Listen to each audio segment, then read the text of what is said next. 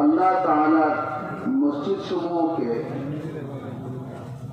আবাদ করা এমন লোকদের কাজ যারা আল্লাহ তাআলার উপর এবং কিয়ামতের দিনের উপর ঈমান রাখে এবং নামাজের পালন করে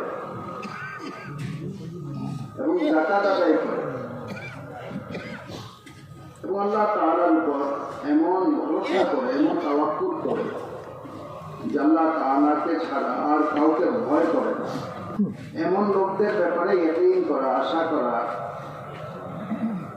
এমন লোকরাই আশাবাদী হতে পারে যে তারা হিদায়াত প্রাপ্ত হবে এবং আল্লাহ তাআলা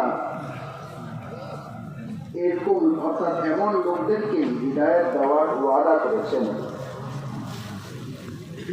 আল্লাহর ঘর মসজিদ সমূহ আবাদ করা এমন লোকদের কাজ যারা আল্লাহ তাআলা এবং কিয়ামতের দিনের উপর ঈমান রাখে, নামাজের পাবন্দি করে, যাকাত আদায় করে, আল্লাহ তাআলার উপর এমন ভরসা রাখে যে আল্লাহকে ছাড়া আর কাউকে ভয় করে না।